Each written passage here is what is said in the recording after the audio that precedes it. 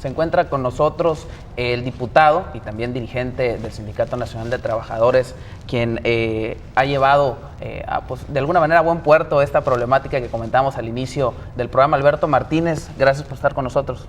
Buenas tardes, diputado. Buenas tardes, mami.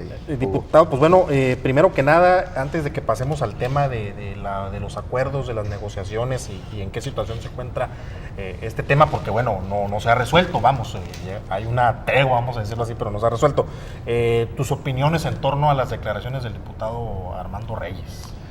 Bueno, quiero darles a conocer a todos ustedes más que la opinión personal, la opinión de mis compañeros. Del gremio.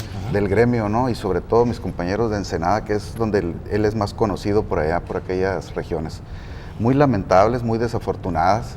Nosotros como legisladores tenemos la oportunidad de encabezar las demandas sociales de la gente, claro, más de los que representamos. En el caso mío, pues doblemente porque yo represento también como dirigente sindical a los compañeros maestros y trabajadores de la educación en general. Es cuando uno no conoce de un tema, yo siempre he predicado con esto de que si no sé del tema, pues mejor no hablo, ¿verdad? Sí. Porque pudiera herir susceptibilidades, pudiera dañar a alguien. Y cuando hacia mí me preguntas de educación, pues a lo mejor te puedo dar un punto de vista, porque soy maestro, porque dirijo a los trabajadores de la educación. Si me preguntas en el Congreso del tema de medio ambiente, pues yo te diré lo que estoy trabajando en mi comisión. Pero si me preguntas de un tema de administración o X de otras comisiones, pues yo tendría mis reservas porque ellos son los que están encargados de esas revisiones a fondo, y al final cuando se tiene que votar algo nos mandan la información para revisarla y es cuando nos enteramos de muchas cosas, ¿no? Pero los maestros, al igual que todos los trabajadores de México y del Estado, tienen derecho a comer, tienen derecho a vivir de su profesión. Y cuando el sindicato coadyuva con el sistema educativo, metiendo a los maestros, a los intendentes, a los grupos y a realizar las labores de limpieza, por ejemplo, en un plantel, y les hacemos su gestión para posteriormente buscar su pago, y al final que se diga, pues reconozco que me trabajaste, pero que no hay dinero para pagarte, pues creo que eso no es la mejor respuesta, ni la solución a un problema, ¿no? Y como eso se vienen pues el tema de las jubilaciones, el tema de una serie de disposiciones que la propia secretaria de Educación, la señora María Rodríguez Rubio, bueno, pues ahí donde totalmente nos deja por fuera de toda participación como sindicato. Dice la Ley de Servicio Profesional Docente, me da a mí las facultades para hacer y deshacer. No es así, es una mala interpretación. El sindicato estuvo presente en la construcción de la Ley de Servicio Profesional Docente a nivel nacional, y en Baja California apoyamos también porque vienen ciertas medidas que el propio sindicato está impulsando en una era de reformas. Pero definitivamente no vamos a renunciar. Como organización sindical es el único medio de defensa de los derechos de los trabajadores, y ahí vamos a estar cuando se vea amenazada cualquier situación en sus prestaciones, en su integridad, ¿verdad? Ahí vamos a estar el sindicato, en la representación sindical, en cualquiera, ya sea seccional, delegacional o hasta en el propio centro de trabajo. Esa es la función del dirigente. Y un tipo de aseveraciones de mis compañeros diputados que son del Partido del Trabajo, que creo yo, me imagino deben de estar del lado de los trabajadores, ¿verdad? Esa es la filosofía, se entiende, pues hacer ese tipo de críticas de una persona que estudió, primeramente para ser maestro, que se preparó, que recibe cursos, que va a maestrías, a doctorados, que está siendo evaluado, ¿verdad? Y que todavía está pagando de su bolsa para ir a trasladarse de su casa al centro de trabajo y que le digan que no hay, pues yo creo que es inaudito. Yo en tiempo y forma lo planteé, le dimos un espacio a este gobierno para que asentara sus finanzas, para que asentaran sus equipos de trabajo, y la verdad que no despegamos. Despegamos parcialmente, hicimos compromisos responsables, y sin embargo esas minutas de acuerdo se cumplieron parcialmente algunas, y al final pues decir reconozco el adeudo pero no tengo que pagar, pues no es la solución, ni yo tampoco voy a decirle a mis compañeros que eso es lo que me dijo la primera autoridad del Estado, no se puede, ¿verdad? Entonces yo les dije, yo traigo un peso muy fuerte sobre mi espalda en todas las regiones del Estado, y con justa razón, le doy la razón a todos mis compañeros que dicen que el sindicato no está haciendo nada. Bueno, pues porque sí estamos haciendo, hicimos los planteamientos en forma. Sin embargo, cuando no tenemos la respuesta, pues entonces aquí está. Yo lo hice y se los notifiqué en tiempo y forma y lamentablemente menospreciaron el asunto, pensaron que, inclusive dijeron que no nos íbamos a juntar ni 5,000 personas. Afortunadamente, el llamado de la dirigencia sindical fue atendido por 27,000 compañeros en todo el estado, ¿verdad? Y eso nos llena de satisfacción porque así como los llamamos a la reunión de trabajo que tuvimos, de igual manera todos atendieron el llamado a la invitación que les hicimos a reincorporarse a sus labores cotidianas.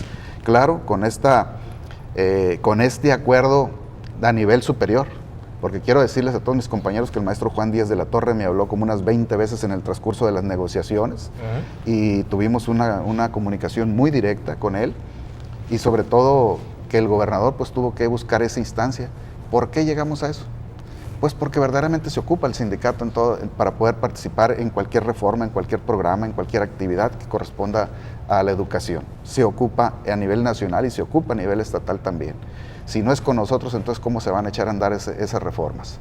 Entonces, qué bueno que ese nivel imperó y que el gobernador Kiko Vega reconoció el adeudo y sobre todo la disposición para poder despegar esos trámites que están empantanados en algunas dependencias de la Secretaría de Educación y sobre todo pues lo hizo ante nuestro máximo dirigente nacional, por lo tanto no tenemos ninguna duda que vamos a avanzar poco a poco resolviendo nuestros problemas y ojalá también lo más importante, buscar un mecanismo que no nos vuelva a llevar otra vez al rezago. En este nuevo ciclo escolar debemos de establecer un mecanismo para que el compañero que se contrate, ya sea interino o de base, pagando, ¿no? Inmediatamente se haga un trámite, vamos a decir, en un tiempo aceptable, que pueden ser 45 días, y que inmediatamente ya pueda estar cobrando normalmente el fruto de su trabajo. Profesor, en este sentido, en el acuerdo, ¿cuál es el plazo, digamos, para pagar sobre todo el tema de los profesores interinos? Sí, ya salió una nómina, quiero comentarles que el día de ayer se empezó a pagar ya una nómina que anda alrededor de los 30 millones de pesos, no fueron 20, pudimos sacar un poquito más y favorecer a más compañeros. El día de ayer se instalaron las mesas legalmente, el maestro Juan Díaz de la Torre nos envió a la licenciada Soraya Bañuelos, que es la directora jurídica del Comité Ejecutivo Nacional, y al maestro Alfonso Cepeda, que son gente de mucha experiencia sindical y que han tenido negociaciones en todos los estados de la República, y de esa manera pudimos ante la propia Secretaría General de Gobierno y la Secretaría de Educación darle legalidad y formalidad a esas mesas de trabajo para que nuestros compañeros sepan que no nada más son mesas como las otras, ¿verdad? Ya tienen un nivel de resolución que está entre el gobernador y nuestro presidente. Ya no es el profesor Alejandro Gudiño ni Alberto Martínez. Las disposiciones ya están dadas, y si un funcionario menor entorpece esas disposiciones que ya se dieron, pues yo creo que lo más lógico es que no esté ahí. Estamos hablando de alrededor de 2.500 trabajadores, en este caso a los que se les, de alguna manera, están de manera interina y se les adeuda esta cantidad pues bastante elevada de millones de pesos. Lo que me gustaría saber, y yo creo que también al ciudadano, es qué es lo que ocurre actualmente. Sabemos que estas mesas se están llevando a cabo, pero todavía existe este desconocimiento. Hoy me tocó participar en un espacio radiofónico y nos comentaban que marcan a la radio preguntando si ya las clases ya se restablecieron. Es gente que probablemente no esté al tanto de lo que sucede en los medios locales. Las clases se restablecieron desde ayer, pero en algunos planteles reportan que todavía los maestros no asisten o que no hay un control tan exacto para mantener esta situación, si de manera real ya se está impartiendo clases en su totalidad a nivel estatal. Se habla de que son 55,000 agremiados, en este caso 55,000 docentes, un poquito más en todo el estado, que atienden a casi 700,000 alumnos. ¿Qué sucede en esta situación? ¿En qué estatus vamos? Porque si bien ya hay 20 millones, pues se habla de una deuda de 600, ¿no? Sí, en lo que respecta al adeudo, puede ser más de 600 millones de pesos, porque si le metes ahí el problema de las jubilaciones, pues ese es multimillonario.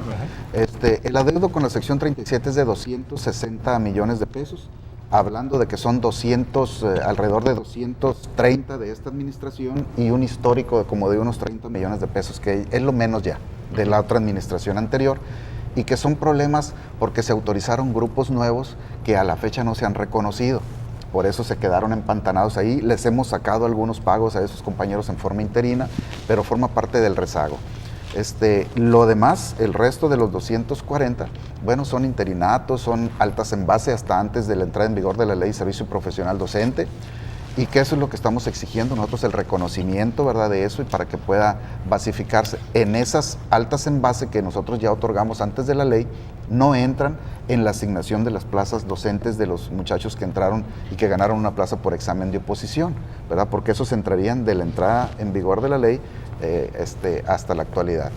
Entonces hay cosas que tenemos que seguir trabajando y buscando la alternativa para que se vayan despegando poco a poco. Una vez que ya el área laboral del sindicato y de la propia administración concluyan, inmediatamente se van a ir proponiendo pagos en esta quincena, en la próxima, etcétera. Nosotros no quisiéramos llegar al fin de año, Es inaudito que todavía a estas alturas los compañeros que trabajaron en el escolar pasado, pues ya no digamos que pudieran salir de vacaciones, ¿no?, de receso escolar, que hubieran pagado sus deudas que adquirieron durante el otro ciclo para poder desempeñarse. Entonces, sí es una cuestión muy desesperante. Yo agradezco a todos mis compañeros que tuvieron ese voto de confianza con su dirigencia, pero sobre todo que sepan que avanzamos mucho porque demostramos esa civilidad política, esa organización que tenemos a nivel nacional y aquí a nivel local, y la sociedad también le pedimos una disculpa, porque si no luchamos, pues no estamos enseñando. Todos los trabajadores de México, quizás muchos se quedan callados por temor a perder su empleo, porque verdaderamente yo creo que son pocos los que están bien pagados y con todas sus prestaciones sociales al día. Y entre eso, pues la labor del sindicato es esa, seguir buscando mejoras para sus trabajadores, y a eso no vamos a renunciar ni hoy ni nunca, ¿verdad? Aquí debe estar la presencia de la organización y de la representación legítima que eligieron nuestros compañeros en el profesor Alejandro Gudiño y su servidor y sus comités seccionales. Y sobre todo, digo, hay que reconocer, muchos dirían, o muchos preguntan cuántos profesores tienen vocación. Pues bueno, si nos remitimos solamente a los interinos que no les han pagado 6 meses, pues creo que si se duda que tienen mayor vocación, ¿no? 6 meses sin cobrar. Que les paguen y no faltar al aula de clases, creo que no, el tema está más claro que el agua, ¿no? Profesor, también un tema que nos llama la atención es de las pensiones y jubilaciones. Es dramático porque hay muchos profesores que ya entregaron su vida a la enseñanza, al magisterio, y que no se les ha podido pagar, y que aparte es un tema que el CENTE no tuvo la culpa, que se habla de presidentes municipales, del propio gobierno del estado en su momento, que llevaron al quebranto a Iztacali. Así es. Ese es el tema de temas, ¿verdad? Es un histórico el tema de las pensiones y jubilaciones. A mí me ha tocado en suerte participar en otras reformas que ha tenido la ley del Iztacali, los acuerdos que hemos tenido con el instituto para mejorar sus finanzas, para poder destrabar en algunas ocasiones el tema de las pensiones y de las jubilaciones, de los servicios médicos inclusive, que también están en crisis, y están en crisis precisamente porque los patrones no han pagado en tiempo y en forma. Quien menos tiene culpa de esto somos los trabajadores, porque nosotros quincena o catorcena religiosamente nos han descontado lo que a nosotros nos corresponde. Entonces, ahorita una reforma quieren que vuelva a caer en responsabilidad del trabajador, cuando pues a quien se debe de reformar es la obligación que deben de tener los patrones de entregar puntualmente sus aportaciones. Eso es lo que ha llevado a la debacle, pero también la falta de proyección. A estas alturas, verdaderamente hay un cúmulo de compañeros que entramos al servicio por allá en el año del 77 hasta el 83, hubo la regularización de secundarias, me incluyo en ellos, ¿verdad?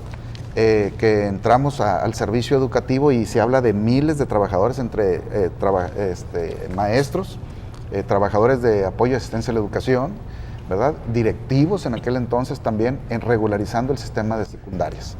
Y fuimos miles. Y a estas alturas ya todos tenemos más de 30 años de servicio, y que lógicamente, a como marca la ley, pues muchos ya tenemos nuestra posibilidad de podernos jubilar. Algunos estamos con salud, pero muchos compañeros lamentablemente traen muchos problemas de salud y son perseguidos inclusive. Algunos tienen su cambio de actividad, pero aún así, si se enferman, les dan una incapacidad y otra incapacidad y otra incapacidad, y si rebasas los 30 días, te empiezan a descontar ya el 50% de tu salario. Si te pasas de 60 días, te descuentan el total de tu salario, cuando ya lo más importante es que ya le hubiéramos resuelto su derecho a la jubilación, ¿verdad? Entonces hay una incongruencia. Ante eso lo hemos planteado ante el propio sistema educativo que no realice ese perseguimiento con maestros que están enfermos, porque ya ellos ya hicieron lo propio, ya aportaron y no tienen la culpa que el gobierno tenga para jubilarlos. Ese ya no es carga del trabajador, ¿verdad? Sí, sobre todo hablando de congruencia, en este caso, pues los maestros decidieron, porque prácticamente fue una decisión de ellos, entablar estas mesas de trabajo, esta mesa de diálogo, para de alguna manera destrabar toda esta problemática que se viene presentando. Y bueno, llegaron llamadas, hablan de que la escuela IPAO, que es para niños con problemas de audición, que ahí aún no hay clases, los maestros no se han presentado, que si con quién se pueden dirigirse, a la señora Hortensia. El señor Navarrete, dicen que están peleando lo justo porque un trabajador al que no se le pague un año, pues imagínense, como lo diríamos de manera coloquial, ahí lo expresa el señor Navarrete, pues va a pegar de gritos, imagínense 6 meses. El señor Carlos López, ¿qué pasó con el problema de los federalizados? Que demandaron hace 1 año y medio y aún no se les paga, es gente también que se está cubriendo. Es lamentable también que los maestros utilicen a los niños como moneda de cambio. El actor más importante en la educación es la niñez, alguien que bueno, que de alguna manera se está viendo afectado por esta situación, comenta el señor Armando. Y finalmente la señora Paula de la colonia Progar habla de que los diputados están en contra de pagarle el sueldo al maestro, que dejen de percibir ellos el sueldo durante 6 meses a ver si aguantan, ¿no? Así de sencillo, ¿no? Profesor Alberto Martínez, diputado dirigente de la Acción 37, pues muchas gracias. Muchas gracias. Y estaremos muy al tanto de este tema. Claro que sí. Muchísimas gracias por haber estado con nosotros. Le daremos seguimiento a esta situación y bueno, vamos a una pausa. Las cortesías. Así es, bueno, antes de continuar, al inicio del programa comentábamos que tenemos cortesías para regalar de la Expo Mujer que se va a llevar a cabo el 23 y 24 de agosto, es decir, este próximo fin de semana. A las personas que marquen, que dejen su número telefónico, 10, ¿no? Su identificación, las primeras 10 tendrán una cortesía doble. Primeras 10, una cortesía doble, así que pues bueno, llame. Vámonos a la pausa y volvemos a una y más. Bien, estamos de regreso aquí en Punto y Aparte a través de Canal 66 y vamos rápidamente con nuestro siguiente invitado, el senador de la República, Marco Antonio Blázquez. Senador, gracias. Hugo, un placer. Juan. Mucho gusto, senador. Al contrario, un placer gracias por estar con atender ustedes. la invitación. A la orden. Senador, el tema de la riqueza, tú desde el Senado le entraste a este tema, le solicitaste también el apoyo y el que voltearan a ver hacia acá a la Secretaria de Salud Federal, incluso al propio Presidente de la República. ¿Qué respuesta ha habido en este tema y qué seguimiento las da? Pues logramos que la doxiciclina intravenosa, que no estaba regulada por COFEPRIS, fuera regulada en 7 días. Y una situación crítica donde en la estantería del Hospital General de Mexicali no estaba el medicamento, incluso varias personas murieron porque no pudieron ser tratadas, ya tenemos el medicamento. Sin embargo, bueno, pues esto es un consuelo, me parece muy pobre, porque finalmente lo que queremos es controlar lo que da la consecuencia. Y esto tiene que ver pues con los problemas urbanos, con los problemas de falta de atención en cuanto a la fumigación, o inclusive la responsabilidad compartida que las familias deben de tener con el gobierno. Senador, en ese sentido, hoy hay unas declaraciones que salen publicadas en medios impresos aquí en Mexicali, donde el secretario de Salud, Sergio Tolento, considera que está bajo control este tema. Sin embargo, tenemos entendido, hoy te reuniste con epidemiólogos, que hay un paciente que está al borde de la muerte. Sí, fíjate que es muy lamentable. Yo me desayuné con la noticia esta del doctor Tolento, en donde dice que está controlado el asunto de la riqueza. Y la verdad, me da mucha tristeza, porque la persona encargada de cuidar la salud pública del Estado, de administrar las instalaciones médicas, entregas del Hospital General, primero, no sepa que no se puede declarar que eso está controlado cuando el brote persiste. Así es. Cuando tenemos un número de muertos en este año que frisa los 20, cuando tenemos casos que se cuentan por decenas, y no se puede considerar que esto está controlado porque no ha vuelto a los niveles que originalmente tenían, por ejemplo, en el 2005, cuando eran 5 casos por año. Y por otro lado, dice que porque no ha habido casos en los últimos 42 días, por favor, pues que alguien le diga que una persona de nombre Edgar Iván Cordero, de 22 años, está agonizando en la cama 207 del Hospital General de Mexicali. Es increíble que él, que tiene bajo su responsabilidad este nosocomio, ignore que una persona lleva 5 días allí, interna, tiene solamente un 20% de probabilidades de vida. Caray. Y si llegara a sobrevivir, vivirá con una alta incapacitación. Con secuelas. Y Totalmente. sobre todo, algo que comenta, senador, muy importante, yo creo que al margen del desconocimiento que al parecer demuestra, en este caso el secretario de Salud Tolento, yo creo que también existe una manera del gobierno del estado de blindar o tratar de blindar esta información, de que la ciudadanía no tenga el conocimiento exacto de lo que está sucediendo. Yo creo con ellos a lo mejor lo piensan en el afán de que no cunde el pánico. La verdad es que yo creo que una ciudadanía informada, una sociedad informada, está más preparada para actuar ante este tipo de emergencia. La verdad es que desde hace algunos años, desde el 2008, donde se empezó a reconocer ya esto como tal, como rickettsia, porque comentaba usted, del 2005 hubo casos, pero no sabían de qué se trataba.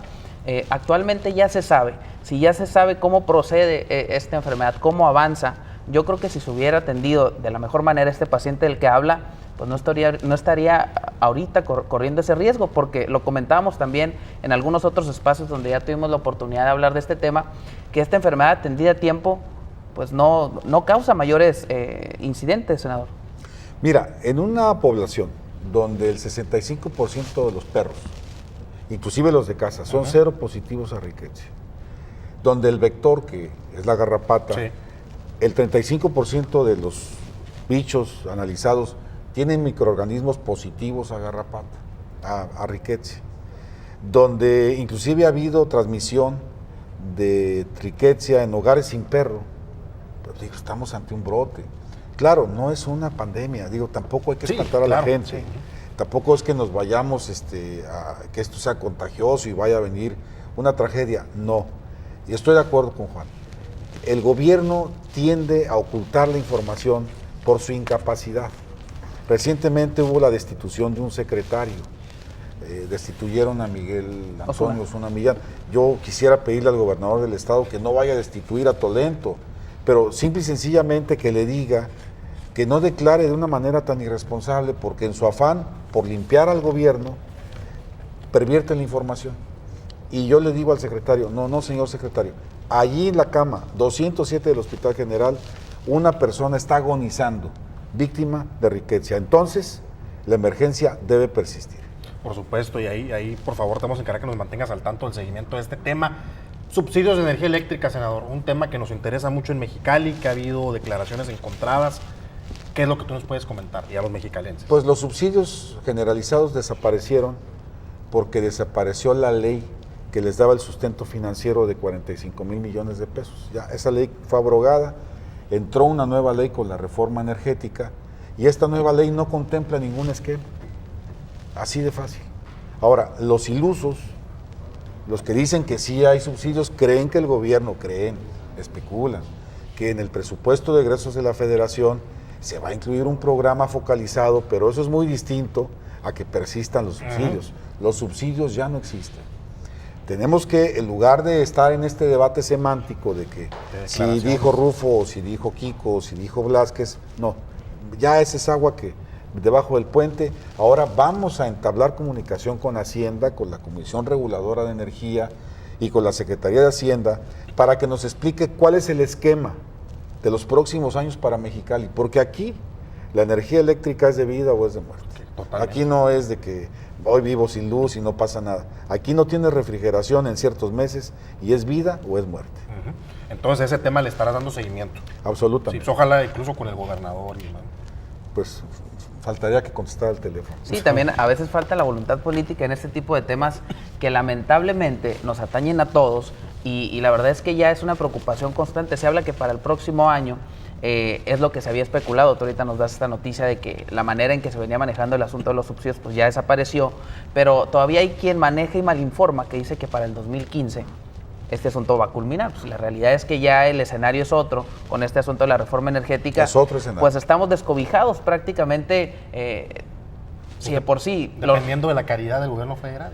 Y de la manera como nos unamos los bajacalifornianos para demandarle al gobierno federal que en el caso de Mexicali no es juego, es vida o es muerte. Sí, poner atención en ese asunto, porque la verdad es que todo el mundo quiere sacar de alguna manera pues su tajada política y de repente vemos aquí una declaración, pero no necesariamente viene encaminada. Yo creo que se trata de informar al ciudadano de la mejor manera de lo que está ocurriendo para que de alguna manera pueda alzar la voz y no dejar todo a nuestros representantes. Ahorita lo veíamos con el tema del gremio de maestros. La verdad es que mostraron un músculo bastante fuerte y esto hizo que lograran ser atendidos por el gobierno. Ustedes sabemos que también de repente la tienen difícil, ahorita lo comentas, no necesariamente por ser senador el gobernador pues te va a recibir la llamada para atender este tipo de detalles. O el secretario de Hacienda, o etcétera, ¿no? Pero ahí estaremos al pendiente para que nos mantengas informados de este tema del subsidio.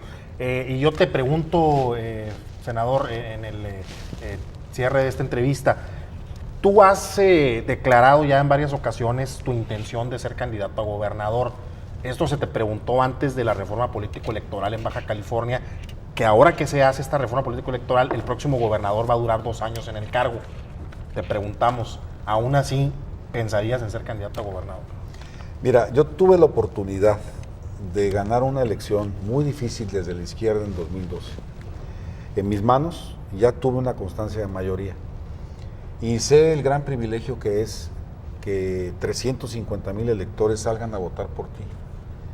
Me imagino que ser gobernador del estado, porque veo la responsabilidad que es la máxima aspiración que puede tener un Baja California. Claro. Así que, aunque fueran 15 días, cuando uno rindiera protesta ante el Congreso y sirviera con denuedo a los paisanos, no importa que fuera un mes. Aquellos que se ponen un poquito remilgosos, que no, yo 2 años no, pues como mi grandeza, yo soy grande, esos entonces marcan el tamaño de sus ambiciones. Y yo tengo una aspiración. Si en el 2019, una vez concluido el término del Senado, yo encuentro que hay condiciones, que hay contexto político y que el Estado necesita una persona con las cualidades y destrezas que yo tengo, yo voy. Y por supuesto que en ese momento se pudiera realizar un proyecto de gobierno de 2 años. ¿Quién dijo que no? Si te están diciendo de antemano que es a 2 años, pues lo haces a 2 años y le quitas los puentes y le quitas los viajes internacionales y les quitas las escapadas a México y le quitas las escapadas a Los Cabos y declaras que el sábado es día hábil para tus trabajadores de confianza y para el gobernador y ya verás si 2, no los conviertes en 4. Obviamente con una responsabilidad de corto plazo porque el mandato es a 24 meses. Por supuesto que se puede y obviamente si en ese momento las condiciones están dadas y yo tengo una estructura que me permita pensar en ganar, por supuesto que voy. Muy bien, pues más claro ni el agua. Senador, gracias. Muchas gracias. Te esperamos Gracias. cuando vuelvas a venir a Mexicali. Claro que sí. Sí, sobre Ya todo por sabemos los que- temas, ¿no? Muy Sí, interesante gracias, el tema de la gracias. riqueza Y el ya tema de las hablaríamos tarifas. alguna vez del salario mínimo, que es un tema Otro muy tema importante. importante. Claro. Vas a estar viniendo más seguido, así que por aquí te esperamos. Pues tú nomás dime sapo y yo hago cuac. O nos hablas de allá de la Yo Ciudad de hago México. cuac. Perfecto, aquí lo esperamos. Gracias. Juan. Y bueno, tenemos algunas Sí, llamadas. el señor Carlos Medina felicita al senador y te deja sus datos, que te puedes comunicar con él. Y la del señor Sixto Navarrete, en Los Santorales hay una contaminación muy grande por tirar sangre al dren de una planta de carne, las 2 plantas de luz, los perros, aguas residuales, todo eso contamina, por eso hay mucha gente muerta. Te paso también Sí, esa. por supuesto. El señor Javier, Cente del Estado, se nos paga cada quincena dependiendo de la fecha que caiga, no cada catorcena. Profesor Sergio, dan lástima las declaraciones del diputado Reyes Ledesma, es neófito sobre el tema educativo, así como en muchos otros. Apoyo a la sección 37, felicita al programa. Gracias, Rafael Pérez, tengo 34 años, 8 meses de servicio de profesor. ¿Cuándo saldrá el próximo paquete? Pues se refiere a pensiones y jubilaciones. Caray, pues está en la mesa de negociación, esperemos que pronto, no es justo ya. Licenciado Carrillo, tengo un hijo que va a cumplir 6 años haciendo interinato. ¿A los cuántos años le dan la base? Pues no hay un plazo, lamentablemente, ¿no? Ahí pues vamos a pasar estas llamadas al diputado Martínez. Juan. Así es, y bueno, lo comentábamos hace rato, la verdad es que esta situación también del CENTE pues deja, hay mucha tela donde cortar y probablemente lo estaremos abordando en los próximos espacios. Ya tenemos los ganadores, los daremos a conocer de vuelta del corte.